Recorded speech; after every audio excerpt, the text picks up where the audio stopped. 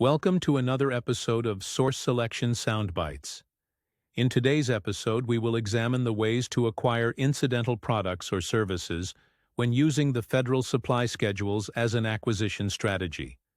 Generally, everything purchased on the federal supply schedules must actually be on the federal supply schedules. That is, generally, an agency may not select an FSS vendor to receive an award if it includes the provision of items not included in a vendor's FSS contract. However, there are some exceptions to the general rule and options that provide a modicum of flexibility when issuing orders. This is a good thing because no one can predict everything the government may need at the time of performance. The available options to allow the acquisition of incidental items on the federal supply schedules include open market items, the Ancillary Supplies and Services SIN, and the Order Level Materials SIN. The first option we will cover is open market items.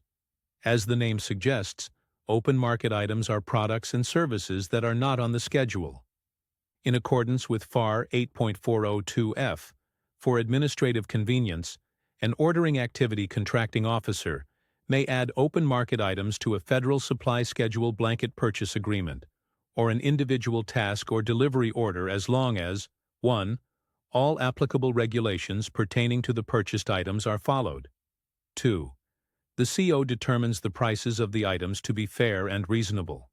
3. The items are clearly labeled on the order, and their line items conform to FAR Subpart 4.10. And 4. All clauses applicable to the items are included in the order.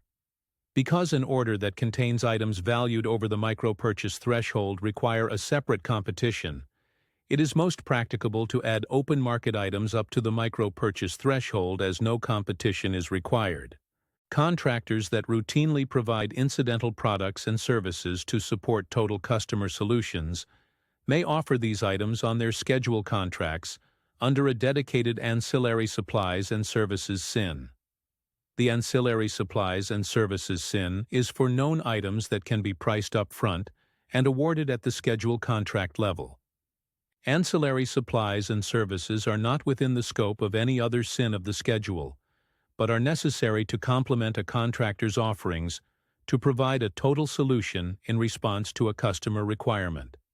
Ancillary supplies and services SINs are authorized under all schedules and for all order types.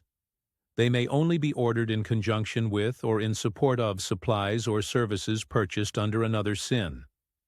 Ancillary supplies and services cannot be the primary purpose of the work ordered, but must represent an integral part of the total solution offered.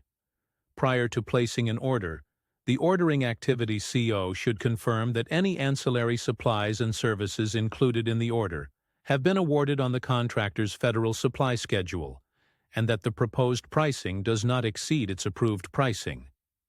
Taking these precautions ensures the contractor's offering remains within the scope of its contract.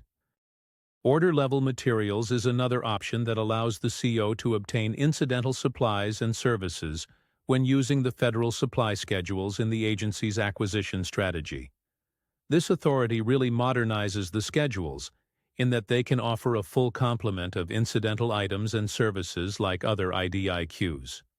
Order-level materials are acquired in direct support of an individual task or delivery order placed against an authorized schedule contract or BPA.